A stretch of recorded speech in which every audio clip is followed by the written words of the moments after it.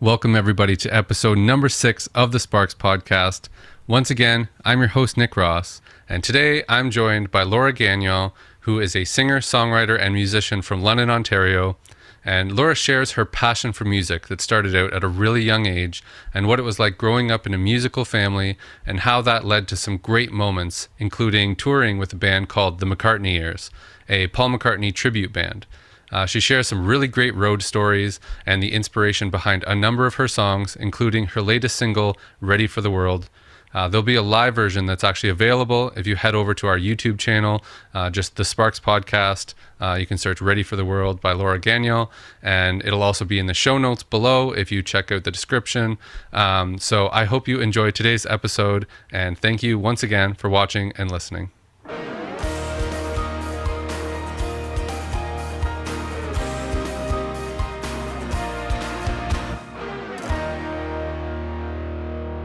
Welcome to the Sparks Podcast. Thank you for having me. Thanks for coming. Yeah. So I think a good place to maybe start would be to go back to the beginning. The very beginning. You grew up in a musical household. Yes, I did. So maybe you can tell me a little bit about that and how that impacted you coming into the music scene. Yeah. So my parents, they play music most of their life. And they used to have band rehearsals in the basement. Well, I'd be upstairs with my brothers doing whatever, fighting, or you know what kids do, Yeah. right? And I used to always just like sing along to my parents' songs while they practiced. And I remember this one time, my parents were having rehearsal, and my dad came out, or it was my mom. My mom, one of them came out of the garage. The garage was connected to the kitchen.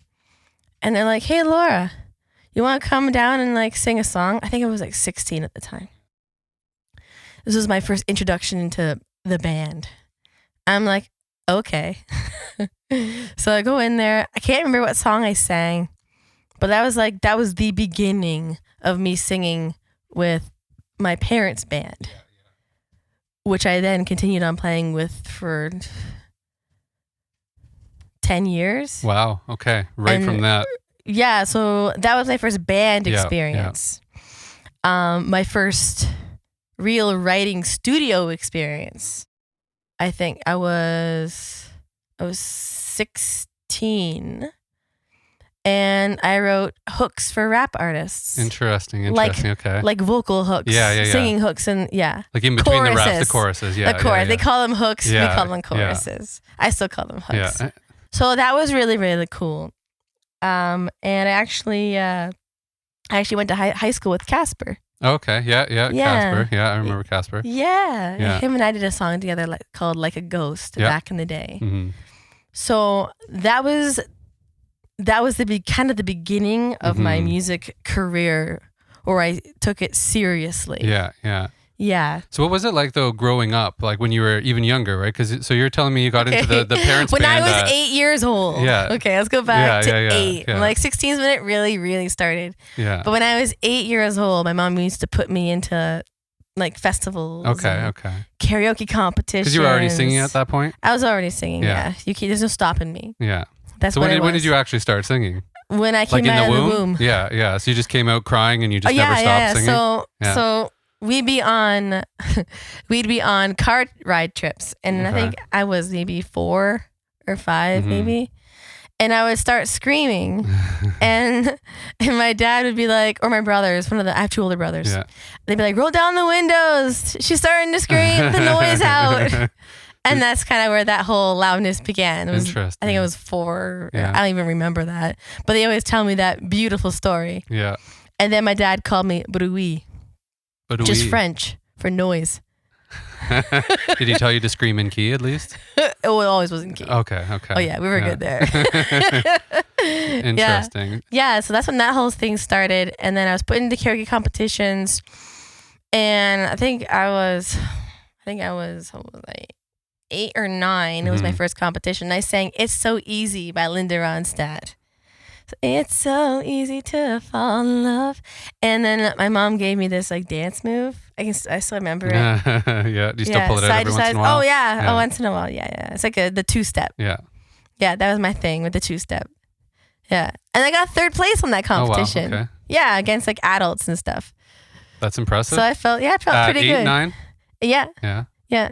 I auditioned for bands in between the ages 10 and 16, but I was either too young or I wasn't into rock really, and they're always rock bands. It's a lot of classic rock stuff. A that lot. was one of mine.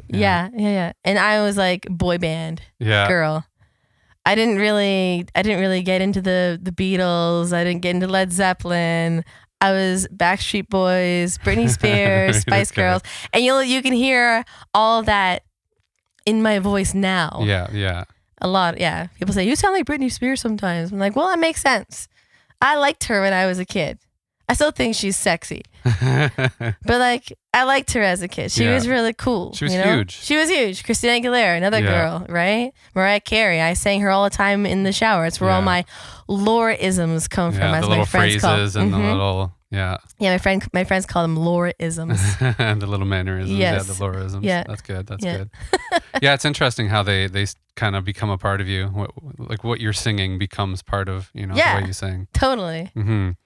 So you're doing that, and then you moved. So the band thing started at, you said 16? I think it was 16. Yeah. Mm-hmm. Yeah. And so your dad plays. My your dad mom plays. Yes. What about your two brothers? They can play. They can sing. They won't tell anybody that. Right, okay. So now you all know. Yeah. So everybody in your family. They're all musical. All of them. Musical. Even like my grandparents were musical. It's really cool. There's actually a cassette tape of my grandpa playing the spoons. Interesting. That's where it all started. And in the background, you can hear my grandma singing to him playing the spoons. So that's really cool. Speaking of cassette tapes, I found an old cassette tape of me. Like a month ago. Yeah, about a month ago. It said Laura on it. So I popped it in, push play, and I was like, all right, some good bones there. Good for you, Laura. Was it great. You singing, I was singing or was it and playing? I was singing and playing piano. Because I thought when you said that it was like a mixtape. You know how you used to record into the cassette? Yeah. Yeah. So it was actually No, it was actually me. I recorded myself. Okay, yourself into I don't know how I did it. Yeah, that's pretty high tech at the time. Yeah. I don't remember how I did it, but I have a recording of myself. I must have been 13 years old, playing and singing a song that I wrote. Interesting. Called All of the Time. All of the Time. Yeah. I guess I remember sort of some of it, which is kind of cool. That's pretty cool. Yeah. It's always interesting, the start of it and the little pieces, especially having those little gems that you can look back on and see how far you've come. Yeah. That's pretty cool. Yeah. And I was thinking about the other day, I've only ever released one album. Like as in? I've released a million singles. Yeah. I've only ever released one album. So what was the album? The album was called Laura G. Mm-hmm. Back in the days, everybody knew me, Laura G. It was called I Am. Was that the short hair version of Laura? No. Okay. Oh, Because no. I know, so in the Taylor Swift fashion, you've had lots of eras. I've had a lot of eras. Of Laura.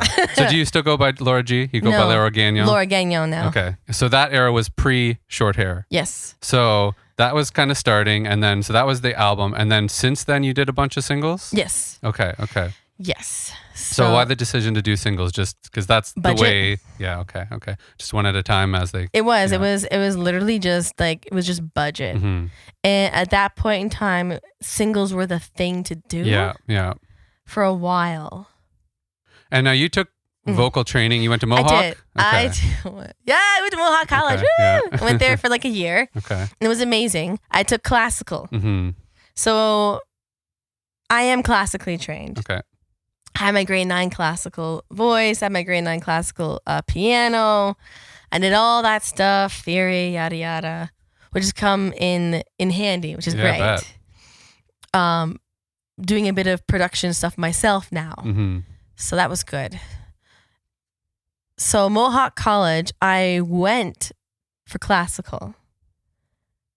But very shortly into taking it, I realized I didn't want to do classical. Okay. And at night, I would go to the school and I'd jam out with the jazz guys. And I liked that way better. but it was too late for me to switch anything. Right. Okay. So it was like 1 year of that, and then I decided I don't want to do this anymore. So I moved back home. Right. So that's the 1 year. That was the 1 year in college for music that I took. Yeah. But like my whole life's been just a school of music. Mm-hmm. Yeah. Right. So then, so you did that. You're operatically trained. Yes. You said okay. Yes. So that was the classically trained from Mohawk. So that was before that even. Yeah, because you're grade 9. That takes a long time to do. Yeah. I actually did what did I do? I did 8 and 9 in 1 year. Wow. Okay. Yeah. I don't know how I did it, but I did it. Because it's usually 1 year per grade. But I did it. I did 2 in 1 year. Mm-hmm. 8, and then I went straight into the preparing for the 9. Mm-hmm. Yeah, and the adjudicators looked at me and they said, "You don't do these exams often, do you?" No. Why? She goes, well, it shows. Like, oh no. Oh, what does that mean? Whatever. Yeah, I don't know what that means, but fine. Yeah. Did you feel nervous going into those? Oh yeah. Especially those exams. Yeah. Right? Everything is with a fine tooth comb. Mm-hmm. And there's no room for error because it is classical. Okay. So that's pretty intense. Grade 9. Yeah. Okay. So then, and you were singing the whole time, and then you were in your parents' band. Yep. Maybe we can talk a bit about the McCartney Years. Okay. Okay. Because that's a fun thing to talk about. That is a really fun thing to talk about. So why don't you talk about maybe the start of that, how you got that gig? Yeah. Okay. So the start of that, I actually was in Grand Bend. Mm-hmm. And I was at a point in my life where music is my life. It'll be my life until I die. But I was at a point where I didn't know what to do with my music. And I was in Grand Bend at the open mic they had at the Growling Gator. What is it called? Is it called the Growling in Grand Bend? Sure, we'll go with that. That sounds good. Sure, yeah. why not? Grinning Gator? No. Growling Gator? There's a gator in there somewhere. I think. Gator. Okay. No, yeah. That's it. So I went there for an open mic. And my pal David Usselman, he was there. He says, "How's it going? What are you doing these days?" I went to high school with him. Mm-hmm. Do you know Dave? Yeah. I recorded a song with him. Yeah. So I went to high school with him. And he goes, "What's going on? How's it going?" I'm like, good. I haven't seen him forever. What are you doing these days? I'm like, well, not much of anything really. I'm looking for something to do and I'm looking for a job. And he goes, well, I have a band that's looking for a new member. I'm like, oh, what's the band? Well, it's Paul McCartney and Wings, Beatles music. And I thought to myself, well, I never listened to the Beatles. Uh-oh. I know. I never listened to the. I didn't. Some heat for that. I know. But just wait. Mm-hmm. It'll be okay at the end of the story. So he said, you should come and just try out. I said, okay, send me whatever. What have I got to lose? Mm-hmm. Right? So, okay, send me whatever. Send me some songs. And then I remember going over them lightly. And got to their rehearsal in London Music Club. Yep. They rented it out every single week. Oh, I love the Music Club. Right? Yeah. And so I got there and I actually stood outside the door. There's a back door to the Music Club. I stood outside and I just took a listen before I went in. And I was like, holy crap, what have I gotten myself into? They are amazing. I'm like, I felt like a fraud. But in lore fashion, let's give her a go. What have I got to lose? So I walked in, got to the keyboard, and I remember singing all the harmonies, no problem. I love harmonies, so that was easy for me to do. Then I got to the piano stuff. At this time, I didn't really play and sing a lot. Mm-hmm. I could, but I just chose not to. I just wanted to be a front girl, and that was it. So I played the best that I could because I wasn't really a fast piano player. Mm-hmm. I was more melodramatic pop. Yeah. Nice, a lot of easy ballads chords. And slow. Yes. But I had to play, what was it? Listen to what the band said. Totally different. Oh my gosh. And my hand's doing this. My right hand's doing this. Thank goodness I took classical. Yeah. Else that would have been really hard for me to do. So, anyways, did the audition for the band. I thought I screwed it up. I was like, I'm not getting this. This is horrible. I was so horrible, but my bar of expectation is through the roof. Luckily for me, Linda McCartney didn't really play that well. Didn't really sing that well. Yeah. So I was still pretty good comparatively. Okay. So after I was done that, Yuri Poole, Mm-hmm. wonderful, wonderful man, great businessman, amazing. Have you seen the McCartney Years? Yeah. Not in person, but I have seen their stuff. Yeah. Amazing. Yeah. That's why they get booked everywhere. So he sat me aside. He sits next to me and he goes, "So what do you think?" I'm like, "Well, it's great. It's awesome. I love this. You guys are so talented. This is amazing. Holy cow." And he goes, "Do you think you could do this, for a while?" I'm like, "Yeah, sure. I'm going to throw myself to the wolves, right?" Yeah. Put yourself out there. That's it. Yeah. What do I got? So I keep saying what I've got to lose. Yeah. So he goes, "Well, we want you to be part of the band." I'm like, "Wow. Okay, great." Next rehearsal comes. I practice like I usually practice. I get there and I play my parts. I sing my parts. End of the rehearsal, I thought to myself, I have a lot of practicing to do. I was not up to par with them. So, because I really wanted the job. Yeah. I wanted to keep the job. So after that rehearsal, and if you ask my mom, she'll tell you, I literally took the keyboard, went to my room, locked my room, and practiced night, day for the whole week. Good for you. And showed up to rehearsal, and I was better than on par. Nice. And the one song that I practiced the most was Listen to What the Man Said, because that one was the most difficult to play for me, because my one hand was doing this, the other one was like do do do do do do do, right? This was constantly going, and this was doing some other like melodies, so it was like a counterpoint kind of a thing happening. So that was really hard for me to wrap my head around, but I did it, and I got it. I started off playing it at like probably 50 BPM, if not slower than that, and then finally got up to like 100. That's a big change. Well, that's how. Yeah, that's how I had to learn the song, right? It's how you learn any song. Oh, you mean learn? Okay, I thought you meant you started playing it at rehearsrsal at that speed, and no, then you. Oh, okay. No. You started practicing it. Okay, that makes much more sense. I practiced it. Okay, that makes much more sense. Laura, you're crazy. Yeah. Okay, I was gonna say they didn't fire you after that. That's weird. It's like when drummers count in 1, 2, 3, 4, and then they just start slow. Yeah, that's always awkward. I had a drummer like that. Yeah. Anyways, continue. So you worked up to that speed. Yeah. So and then I fit in well. I was like, okay, I'm now in the band. Now I have trust in me now, because they see that I just worked really, really hard on getting all these parts properly, and as I really, really wanted it. I wanted to stay in the band.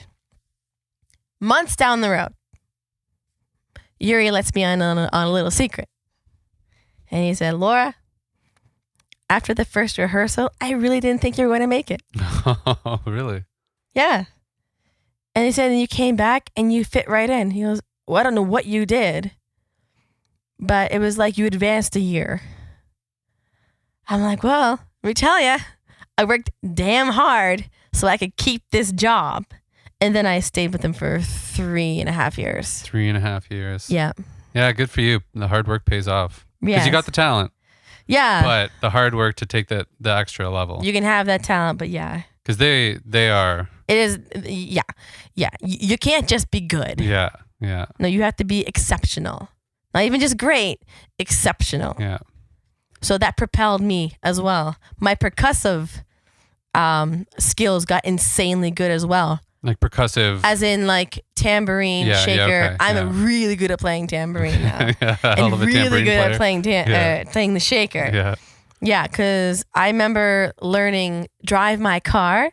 And in Drive My Car, there's 3 different tambourine rhythms in that song. So I had to learn the 3 complex tambourine rhythms in that song. Interesting. I bet you a lot of people didn't know that there's complex tambourine rhythms. Yeah. Go check it I out. should have one here and you can show us, but we'll imagine it. Yeah, it was really, really cool. But my first ever show with the McCartney Years was super scary. Scary for me. And there's a whole process that went into that there. The night before, so the first show was in Nashville. It was a buyer's showcase, so super intense. The pressure's on. Super, yeah. Where you have just like these 5 or 6 buyers sitting in front of you while you're performing on stage, and those are the guys who book you for like tens of thousands of dollars, strings of gigs. Was this like a theater or a bar? Theater. Or No. Theater. Yeah. These are never bars. Yeah. We're talking like. Well, I know Nashville with like Atlantic. the Broadway and stuff like that. This sure, was but these aren't just for Nashville. This was for like the world. Yeah, okay. We're talking like Atlantic City. We're talking New York. We're talking all these strings of shows in Florida. Okay. Yeah. So you're at a theater and you got these buyers. Yeah, and I screwed up really bad, but it was okay. It was okay. I missed a pile of things and. It didn't just destroy it too bad because we got bookings because of it, right? Yeah. But they also knew the McCartney Years, and they also knew that we were two brand spanking new members, and Yuri had to explain to them, and Yuri's agent, who took care of everything, explained to them. They're like, yeah, no, we know he's amazing, and this is a really awesome show, and everything will be great. So thank goodness we got bookings out of that. Because then there's those buyers showcases, you don't just walk in and play them. You don't just sign up, here's $10 and play them. I mean, you sign up and you have to pay ballparking, because I don't know, I think it's around $5,000 to play these. But you're getting booked for like $10,000 a gig. This isn't those Battle of the Bands. This is not a Battle of the Bands. This is no way. No, where you end up having to sell all the tickets and you're up against some like top A tribute acts at these things. And it was only the buyers, the other musicians there, and then you guys on stage. That's it. Right. So you're not playing to a crowd. No. Yeah. No energy. Yeah, exactly. It's a bit of a sterile environment. Yes. Yeah. Exactly. That was intense. Interesting. But a lot of really great experiences. We played there. I've played all over. I think I've played in like 40 states. Wow. Over 3.5 years, you said you played with them? We ended up doing a lot of buyer showcases out in New York. We did one in New York, 3 in New York. And that was really cool because one of the times where we were in New York, I actually met, so let me back up. Yep. Before New York, I was chatting with this rap artist out of Rhode Island. And I got connected with him through a friend of mine. Jammin' Incorporated is who he is. And he said, this guy is looking for a singer to do the chorus on his song. I'm like, okay, cool. It's called One Life. It's on YouTube. And I said, all right, cool. Well, send me over the song. So we did. I wrote my own version of the hook because it was too dude-like. Right, okay. And like I put a little feminine touch on the chorus. Yeah. So anyways, make it believable. Right. Yeah. So we did that. Mike Marucci did the production on it. Yeah, shout out to Mike Marucci. Hey. Sonic Zen Studios. What? Yeah. So he did that. It was really, really, it was really cool. So anyways, I ended up letting him know that I'm coming to New York. Rhode Island is not that far from New York. He goes, oh, do you want to shoot a music video? I'm like, yeah. In New York? He goes, yeah. Okay. So I met him in New York when I was there, and we took a day and we shot a music video in New York City, which is super sweet. That's pretty cool. Like Times Square or like in Manhattan? So I can't remember, but it was around the park. Okay, Central Park. Thank you. Okay, yeah. It was around Central Park. Okay. And on top of that cool story, there's another cool story that's kind of a continuation of that. When we were in Central Park, we were just doing this. We were doing some filming and everything. And then there was this like guy sitting underneath the bridge in Central Park, and he was just jamming out on his piano, singing away. And so I went up to him and said, hey, you want to jam? So him and I just like jammed away on this dinky little keyboard. Sound like a toy. Yeah. Great singer. And the guy's got it all on tape as well. Oh, Tape. is that on YouTube? And it's on YouTube. Okay. So yeah, me and this guy named James Taylor. It's a black guy, not actually James Taylor, because that would have been really sweet. I was gonna say, what? That's a really sweet story. Yeah. No, not so lucky. Okay. Still pretty cool. But it was still like a really insanely cool story. How that all kind of just like the domino effect of all that, and then seeing all these really cool bands in New York. Do you know Manhattan Transfer? We're going back. Manhattan Transfer. Way back. Manhattan Transfer is one of the very first, what do you call them? Like, not barbershop singers. What are they called? It's not barbershop. We'll go with, yeah, like the five guys in like the striped suits kind of thing, all singing harmonies. Not doo-wops, but. No, I know what you mean. Okay, so Manhattan Transfer were one of the first ones. And I met the guys from Take 5. And Take 5 was at the Buyers Showcase. And so him and I started chit-chatting. He goes, I'm playing at this really awesome theater down the road with Manhattan Transfer. We're opening up, so how'd that go? Yeah, so Take 5 was opening up for Manhattan Transfer, and this guy happened to be in Take 5 and Manhattan Transfer. And he says, here's some free tickets. I'm like, this is amazing. So I brought my keyboard player with me, Hubert. Yep. He came with me because he was in the McCartney Years as well. So he came with me, and we went to this really cool theater, and we watched Take 5 and Manhattan Transfer right in like the second row. And that was super sweet. If you know who Manhattan Transfer is, it's like really, really super sweet. Yeah.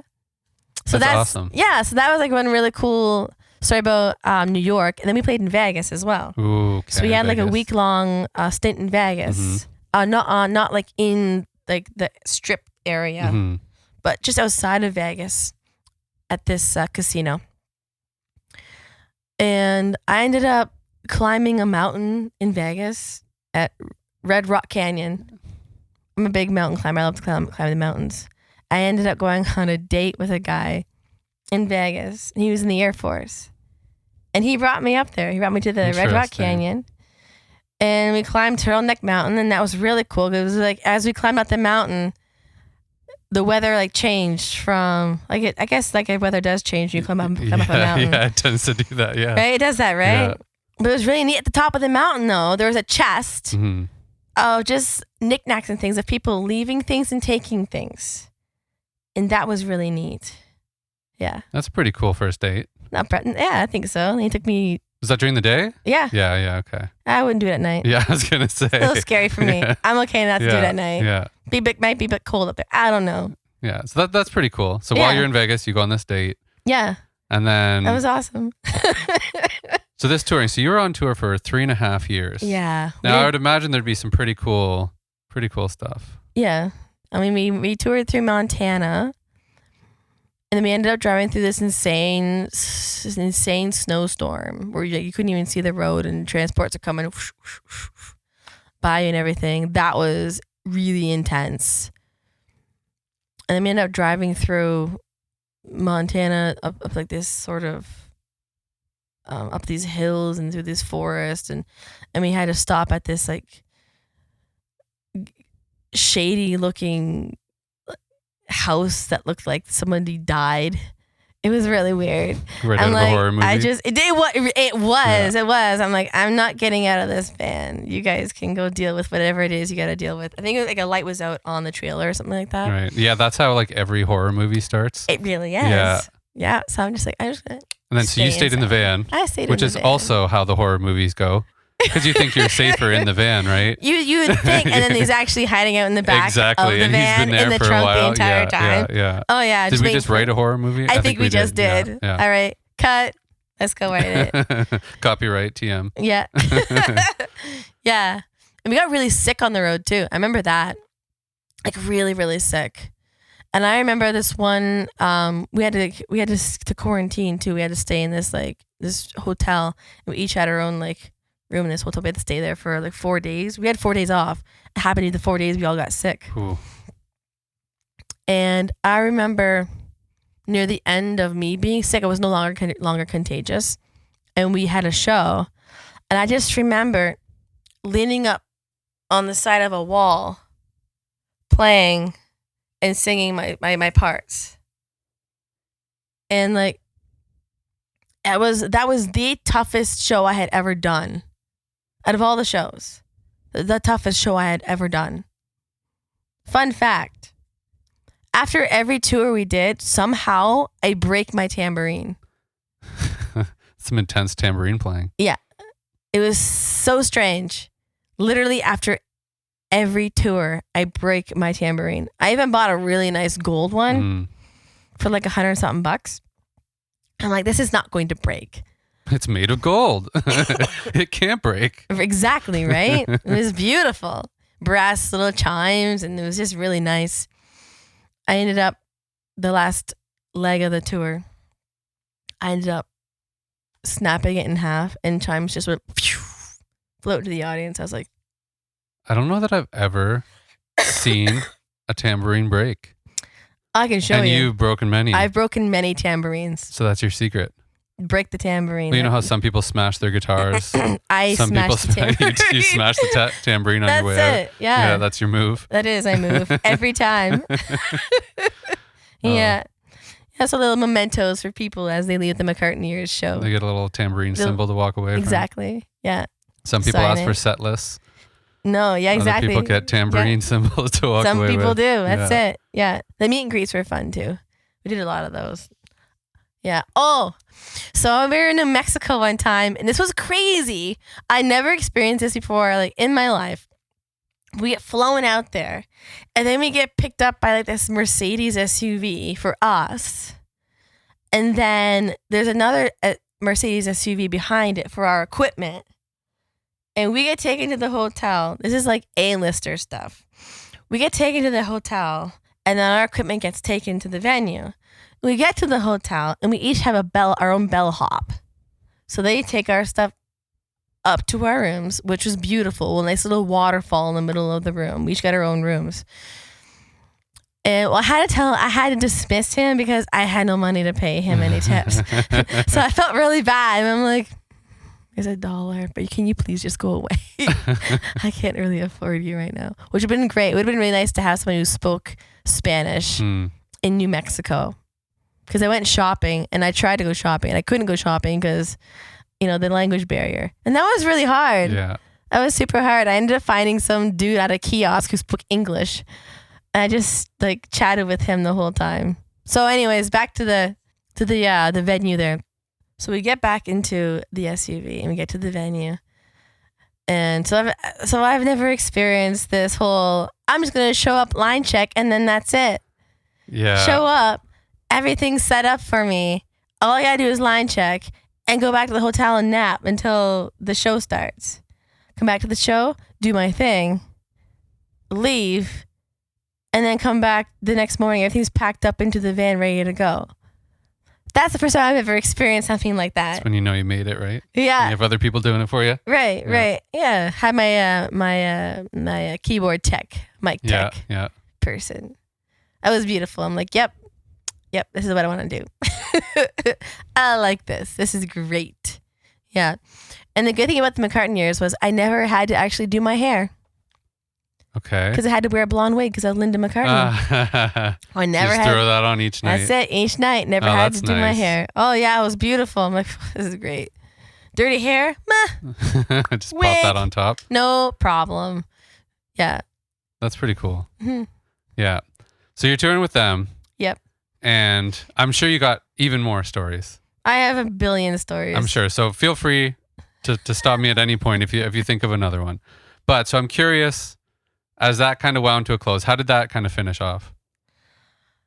So near the end of the McCartney Years, I decided that I wanted to focus on myself. Mm-hmm. I hadn't done it in a very long time. And that was kind of the end of it, really. Were you still writing during like the tours and everything like that? I wrote. So speaking of writing, we were on the road. I think we were in Montana, I think, and we were driving down a road called Paradise Road, and we passed a road called Shady Lane Road, and I thought that's a really curious road. Mm-hmm. That's a cool sounding title of a song, Shady Lane Road. So I wrote my little notebook because I didn't have a computer at that point in time. So my notebook. I'm also just a notebook and pen girl anyways. Pen and paper. I love it. I can't write on a computer. It just doesn't work for me. Yeah. Get to the venue. They had this beautiful grand piano in the green room. So I sit down and I just start playing, I start playing this sort of serious, spooky, sort of atmospheric intro. You can check Shady Lane Road out on YouTube. It's there, hanging out there. And so I just started writing this song called Shady Lane Road about a sailor. I don't know where this came from, but I shouldn't say that. I keep saying I don't know where this came from, and then I reflect on it. At points, I was very sad on the road. Because I was the only girl, I didn't have anybody to talk to really, and I was always just by myself. And Shady Lane Road was basically about a sailor who's washed up to sea, gets amnesia, and starts walking down this road to wherever his heart was taking him. And then by the end of the song, his heart takes him to his home. But where his heart was really, where it was really at, was actually the ocean. So he ended up committing suicide into the ocean, and that's the end of the song. It's a heavy ending. It is a super heavy ending. Okay. But some songs are that. Some songs they end really happy. Some songs they end really sad, and that's just Yeah. No, it's a beautiful story. It'd be kind of weird if it was songs were only ever happy, right? It's true. Yeah, like as a songwriter as well. The romantic comedies and everything like that. Everything resolves. Everything ends perfectly. Everything's tied up with a little bit of bow, but that's not real life. Not really. No. So you wanted to end it like life does sometimes. Well, yeah. He ended his life he wanted to be with his one true love, which was the sea. Mm-hmm. So that's kind of how that ended. He no longer has had his boat. Right, okay. What was he going to do? He was separated from his boat. Yeah. So separated from the ocean. Mm-hmm. Out on tour. Mm-hmm. Sorry, we're still talking about this. Wait, no, let's not go psychological on this. Well, I mean, that's tough too, because I mean, everyone would imagine being on tour. You're on tour with the McCartney Years. You're living the dream essentially. Oh yeah, it was amazing. Right. Yeah. Okay. So I was at this hotel one time, and I met this bass player called Bjorn Englund. Do you know who that is? I don't. Do you know the band Quiet Riot? Yes, I do. Bass player Quiet Riot. Okay. And I met him in a really swanky hotel that we were staying at too, in the bar, and it was karaoke that night. Oh, I didn't go up and sing. I usually would because it's just my guilty pleasure. But I was sitting at the bar, and there's this sort of dark-looking, handsome man sitting across from me, like a metal-looking man sitting across from me. And I was like, oh, give him the eyes. So he comes over, and we just start chit-chatting it up. And then he walks me to my door. I say goodnight. He says goodnight, and that's it. And then we've been talking ever since. It was really cool to meet him from Quiet Riot, having no idea who the hell he was. Mm. So you didn't know at the time you met him? I had no idea. I don't know who Bjorn Englund. Yeah. I don't know who that is. Yeah. He's from LA. Yeah. Like, I don't know who that is. Right. So I looked him up. I'm like, Quiet Riot. I'm like, Quiet Riot. I know Quiet Riot. Yeah. Wow, that's really cool. He's featured in a pile of bass magazines, and he's at NAMM all the time. Yeah. Interesting. That's an interesting turn of events. Yeah. So being on tour, again, you're living the life, right? Yes. And again, a lot of people would just think like, that's amazing. It is amazing. But there is a bit of sadness around that too. Is. Yeah. Yeah, of course From there like is. missing home, missing friends, missing family. Well, right. Yeah. No, exactly. And you just kind of like get to a point where you just want to talk to anybody. Okay. Like random bass players and random bass players, whatever. It's fine. Yeah. It's easy. Yeah. So then you started to kind of think, okay, I want to start working on my own music. Yeah. You're still writing. You got the Shady Lane Road. So you got that. You got your little notebook full of songs. I do. Did you do like voice notes at all, or was it all just written? I didn't do voice notes until probably 2 years ago. Oh, no way. Really? Wow. Okay. Interesting. It was all just... Interesting. Okay. Now, was it the philosophy of if you don't remember it, it's not good? Okay. Because I have heard that. Yeah. If I don't remember it, then it just wasn't meant to be. Interesting. Yeah, I'm not sure how I feel about that. I've seen both, right? But sometimes revisiting voice notes can be like, oh, I actually like that one a lot more. But that's an interesting. I have heard that one of if you don't remember it, then maybe it wasn't good enough to kind of be out there. Interesting. Okay. So then you start to think, okay, I want to start working on my own stuff. Yeah. So how did that kind of wrap up? That's 2000. I was 14. Because we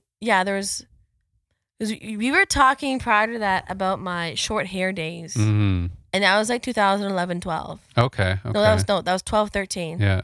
Because 11, 12, I won 2 London Music Awards. Mm-hmm. 11 and 12. And then that's when I a crappy thing happened to me in 2011. And then when did we meet? We met right around 2011. Was it around 2011? 2011, 12, because that's when I was running the open mic night at Carrie's, actually. So that would have been 2012, 2013. Do you recall? Maybe not. But like I had somebody take over my social media and destroy. I do remember that, actually. Yes. Yeah, I do remember that. Yeah. Went on for 6 months. Wow. It got hacked and then someone took it over? Yeah. Okay. Oh, yeah. And I went to some like deep depression. But then I went on the Rogers Daytime show, talked about the dangers of social media. Right. Because it wasn't really a thing yet. Yeah. The dangers as in being like hacked and taken over, or and the internet was so new. Yeah. It's so weird to say that, but it was. Nothing makes you feel old when. Wow. Back in my day, when we never had internet, we used a thing called the phone attached to a wall. Yeah. So it got taken over. Yeah, no, it got taken over, and I was like, I don't know what to do. It's like, what, I don't know what to do. My songs were taken off the radio and because of what was posted and everything. Oh wow, okay. So everything started to pull you back because they assumed that was you, or they just okay, yeah. Yep. They pretended to be me for a good 6 months. Wow, that's a long time. Yep. And like I said, at that time, internet was like a new thing. So me calling like the cops did nothing at all. It was just kids being kids. Yeah, like they don't know what to do with social media at that point. Right. Yeah. So that's when I decided to go back to school. I went to school for business. And I became an executive administrator. And I cut my hair off. And like I lost a pile of weight. And I got a band. And that's when I started going on tour throughout Ontario. Play at CMW. And then the end of, that's 11, 12. I think the end of 13 is when I started going solo. Yeah, okay. So that's probably when I met you. That's probably, yeah. So I remember Blaine from Carrie's. He said something about, I got this person you got to check out. So then, and he brings you up. Yeah. And the Carrie's days were a very interesting I didn't time. go often. No, you didn't. You came every once in a while. Yeah. Just to spice things up. Yeah. So I'm trying to remember my timeline here. This is a lot of stuff has happened. I'm grilling you all on the old stuff. I know you are. And you were saying just in the last few years. Yeah. So maybe we can jump ahead to like around the pandemic, kind of Ottawa. Yeah. So that's right. Okay, that's what happened. All right, okay, so it's coming back to me now. So that's what happened. So after I left the McCartney Years, I actually ended up moving to Ottawa. Right, okay. There we go. Just kind of block that out. Holy cow. Just going to block off these couple kind of years. an important part of my journey is Ottawa. Yeah. So I moved to Ottawa, and I remember that, yeah. I ran the Dollhouse Showcase in Ottawa as well. Right, okay. Yeah, so I had one in London and I had one in Ottawa at this like wicked theater. But I got into everything, I think, too fast. Okay. And I think I tripped over myself. And I ended up just quitting it. In Ottawa? Yeah. Mm-hmm. Yeah. Because I needed to kind of get back on track again with myself. Mm-hmm. And ended up moving there with a guy and learning that I needed to improve myself as a musician if I wanted to work in that city. Yeah. So you were telling me before that Ottawa was quite humbling. Yes, very, very. So I ended up just going out to a pile of open mics, and I ended up going to a pile of just friends' shows. And they get me up and sing, and then the owners would hear me sing. And they said, "Oh, you want to come and play a couple shows here?" I'm like, "Yeah, I do." Great. Can you do your own sound? No. Oh. Well, when you learn, you give us a call. Interesting. And that's when it pushed me to learn to do my own sound. For the longest time, I would never do my own sound because my dad did my own sound, and the guy I lived with, he was a sound guy, so he did my sound a lot of the time. And then I learned to do my own. Now I'm pretty good at it. Yeah, I'm pretty good at it now. And I learned to do production while I was in Ottawa as well, because I worked with a music school called Sing House Studios. And what they did was they taught singing, they taught piano, but when they taught singing, they actually recorded their songs as well as teaching them. So you could actually hear the progress. Oh, I see. Okay. Yeah. So I had to learn how to use GarageBand. Yeah. Because that's what they used. Yeah. I had never used GarageBand, nor have I ever done any sort of production. I've always had a producer working with me. Yeah. He pushed the buttons and I said things. To put it simply. Yes, right. So that was a huge learning curve for me. But now I use Logic Pro. Right, yeah. Logic's great. Yes, so great. Yeah.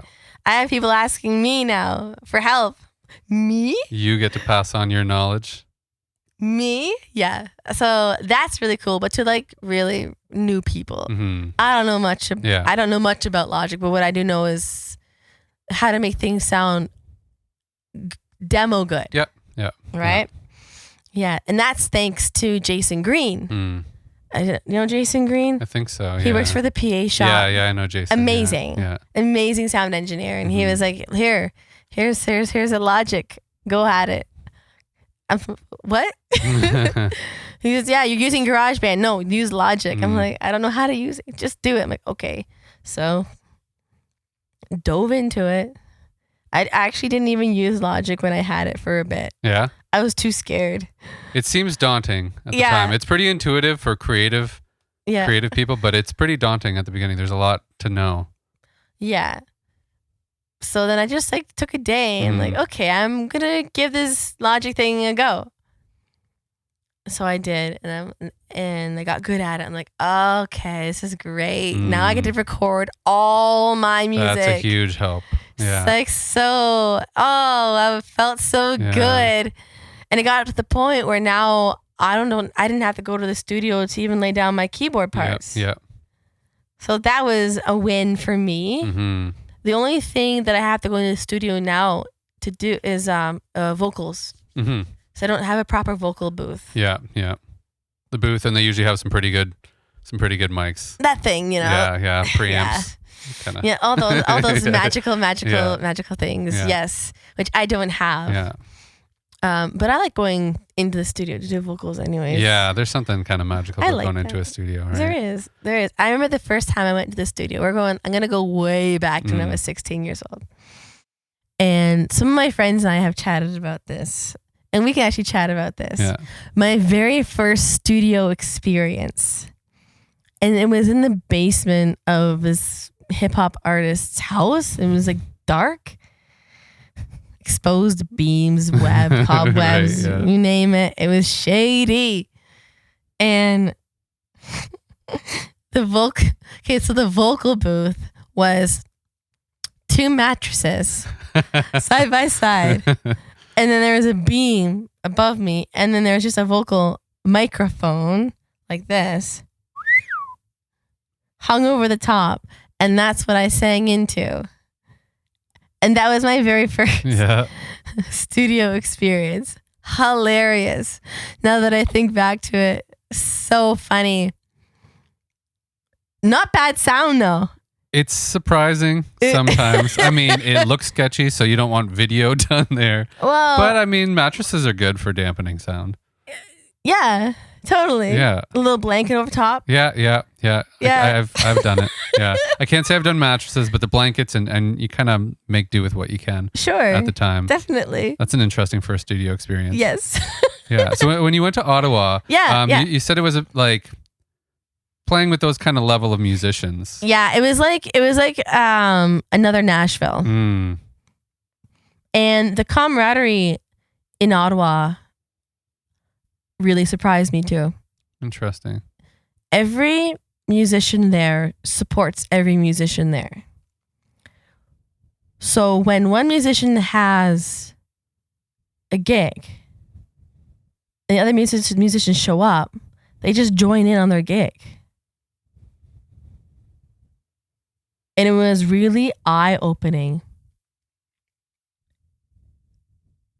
And the first gig I ever went to was a friend of mine it's called The Laugh. And he was singing, doing his thing. And then he calls up three of his friends. And their harmonies were so on point. So beautiful. And you could see them just listening to each other while creating this beautiful song. And I got it on video. It's somewhere in the internet ether. And since that experience, I thought to myself, this is the right place to be. Because that was what it's all about. And I created some really awesome friendships in Ottawa. It's pretty amazing, the magic of, especially, the harmonies coming together and that community of music and musicians kind of coming together. So I would imagine that everyone was talented. Everybody. Yeah. There wasn't one person who was like better than the other, but it's not even about that. Yeah. It wasn't compared in that way. No, never compared in that way. And they'd all just get together all the time. Backyard parties, they'd all be together all the time. Yeah. So what was that like for you coming in to that scene then? So I was kind of lucky because the guy I was with was a part of that circle. Mm-hmm. And he was an amazing musician in his own right. Incredible singer, incredible guitar player, incredible songwriter. Mm-hmm. And it was, excuse me, it was overwhelming, but like overwhelmingly awesome. Yeah. And by the first night of me meeting everybody, I go home and I am exhausted Mm-hmm. and just crash. But then I want to go and do it again the next night. And you go to a different bar the next night and a different bar the next night. And it's the same thing every single night when you go out to Ottawa. And I always tell people that, like, Ottawa is like this hidden gem of musicians. And people say, what? No, it's not. We always skip over Ottawa. I'm like, you don't. Yeah. Don't skip over Ottawa. It's like a musician city. It's like a little mini Nashville there. It is. Yeah. It is. There's so many bars and each bar has a musician in it. Mm-hmm. There aren't many DJs. Right. Yeah. Yeah. That's what I remember because I've visited Ottawa quite a few times.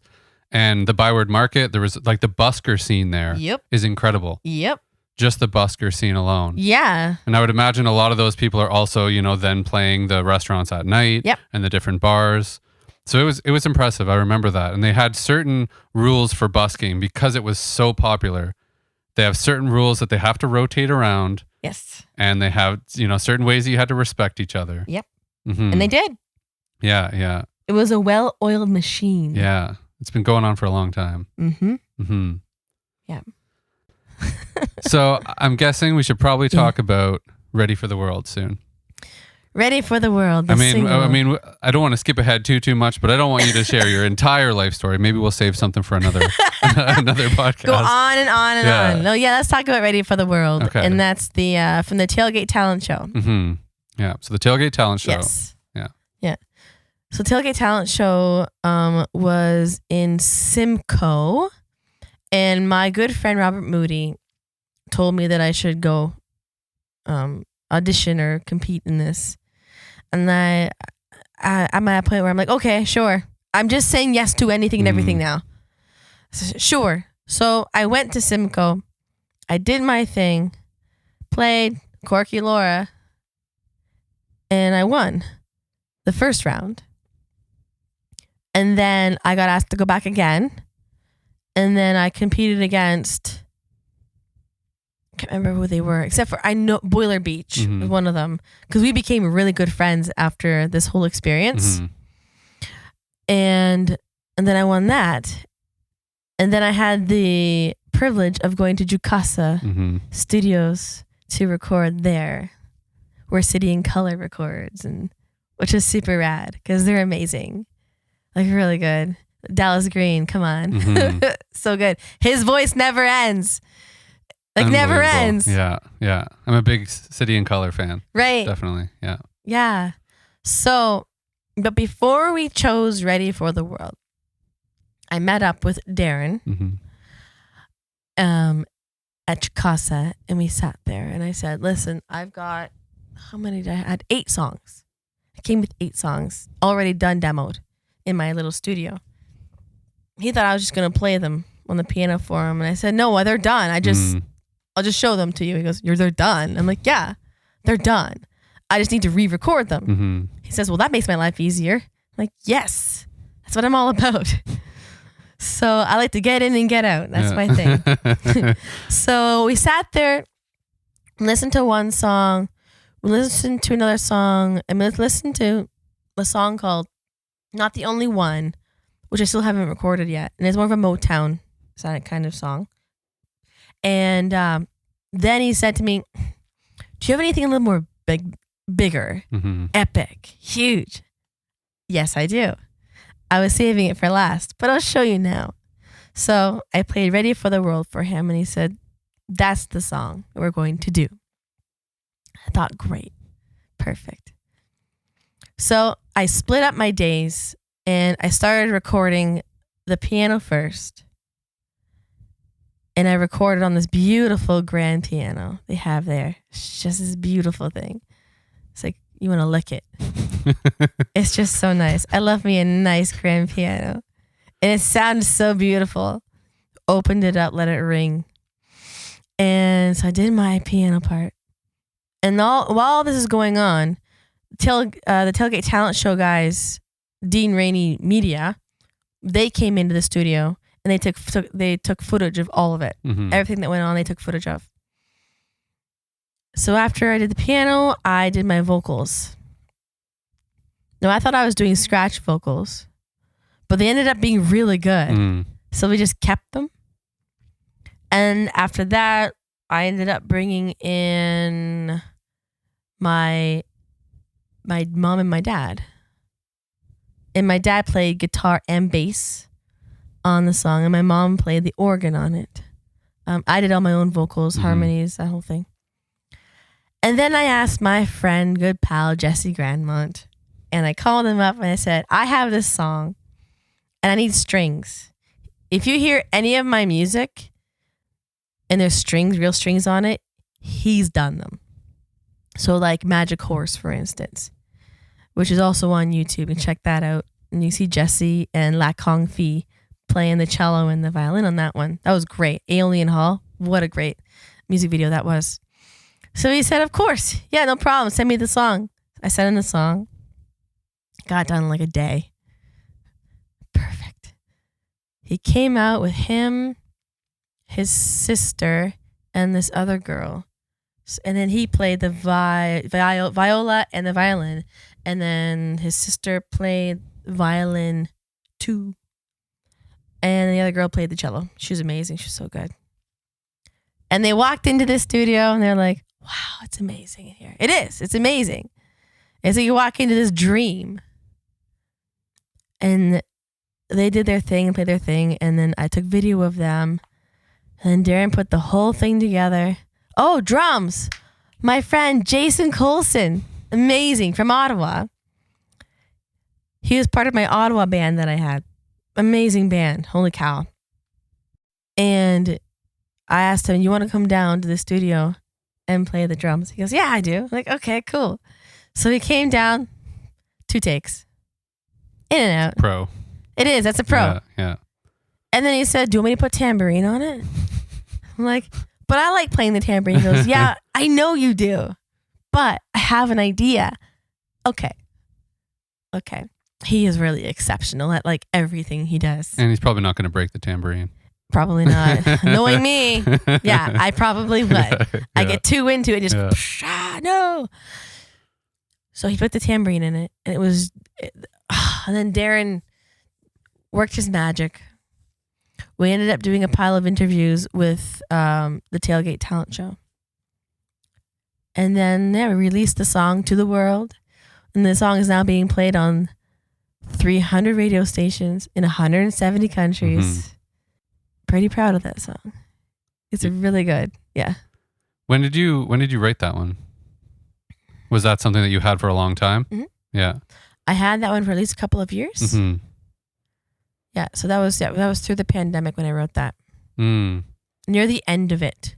It was after I went to a political rally, and then I went home and wrote it. And it's just been sitting there. Was it one of those songs that just kind of comes out all in one session? Yeah, yep. Yeah. Like wrote everything. Mm-hmm. Except like the bass and guitar. Yeah. Because I don't play either of those. So you just kind of sat down at the piano. Did you have like the title in mind? No. Did you have, no? You just kind of started playing? The song was originally called Freedom. Okay. Yeah. And then I'm like, I think I'll change that to Ready for the World. Mm-hmm. I like that way better than Freedom. Yeah. Yeah. Because that's what the song is about. It's about freedom. Mm-hmm. It's about, living your truth. It's about being a leader, not being afraid to lead. Because if you lead, people will follow you, and then it'll give them permission for themselves to lead as well, and just live their life the way they want to live their lives, while helping other people live their lives as well, and just working together as like one. Kind of laying the path. Yes. Kind of walking the path first, and then that allows other people to kind of exactly walk it along too. Yep. So I do really like the song. I really enjoyed listening to it. It's a big song. There's a lot going on, but in a very, there's a lot of movement to it. Yes. Which I like, right? It starts off in this kind of like self-doubt space. Mm-hmm. So that was interesting. Mm-hmm. So it starts out in self-doubt, and then Ready for the World. And then verse 2, it's got a bridge in there that's, shifts to staccato. Yep. Which we recorded a little acoustic version. Yep. And then you go into this key change. Yes. So the key change was that was all part of it right away? Yep. Did you add that after? No, Nope. It was all kind of came out how it is. Yep. Usually I can hear the song done in my head before I lay it down. Mm-hmm. Mm-hmm. The story of that song, it's about me, for sure.